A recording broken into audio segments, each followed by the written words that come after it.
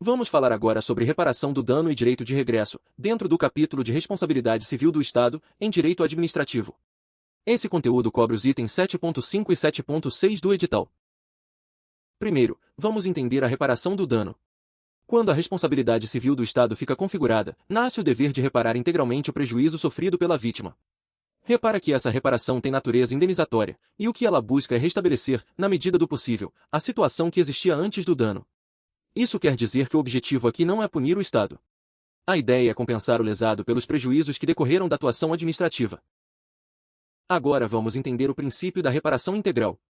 Como regra, a indenização precisa abranger todos os prejuízos que forem comprovadamente decorrentes do fato lesivo. Fica assim o raciocínio: a extensão da indenização precisa corresponder à extensão do dano.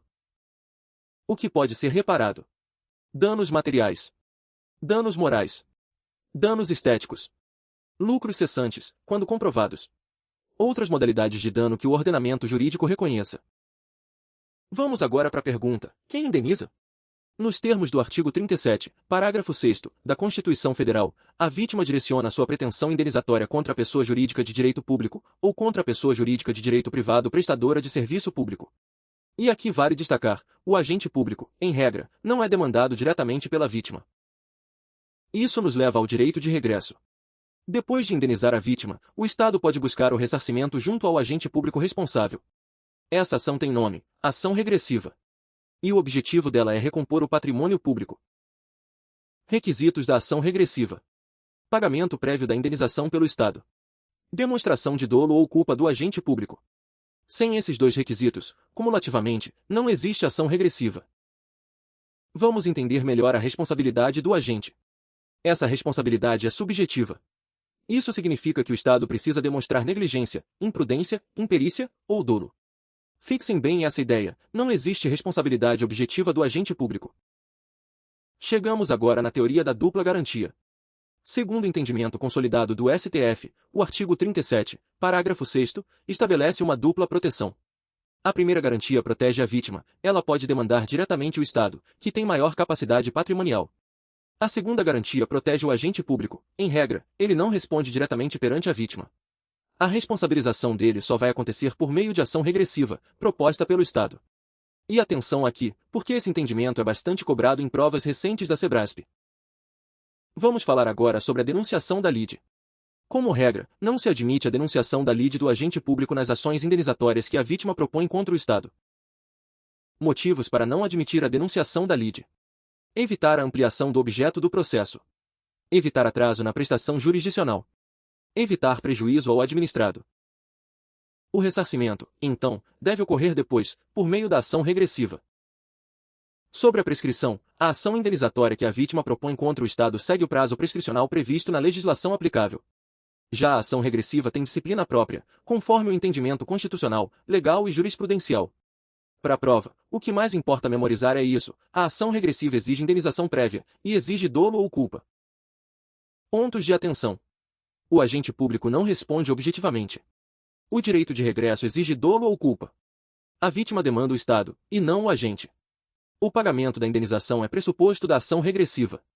A teoria da dupla garantia protege, ao mesmo tempo, o administrado e o agente público. Erros clássicos de prova: afirmar que a vítima pode escolher livremente entre demandar o Estado ou o agente público. Confundir a responsabilidade objetiva do Estado com a responsabilidade do agente. Esquecer que a ação regressiva exige demonstração de culpa ou dolo. Afirmar que o agente responde diretamente perante o particular como regra geral. Fazendo o resumo de tudo isso, a reparação do dano decorrente da responsabilidade civil do Estado é realizada mediante indenização paga pela pessoa jurídica responsável, buscando recompor integralmente os prejuízos da vítima. Depois do pagamento, o Estado pode exercer ação regressiva contra o agente público responsável, desde que fiquem comprovados dolo ou culpa.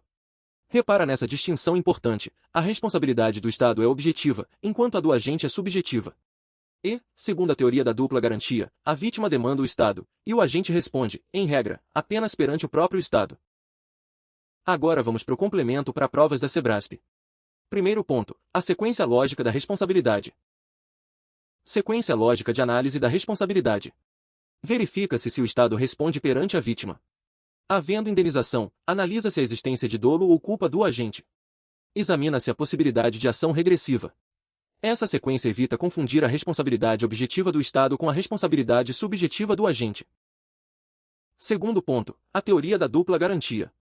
O STF consolidou o entendimento de que o artigo 37, parágrafo 6º, protege tanto o administrado quanto o agente público. O administrado recebe a garantia de poder demandar diretamente o Estado.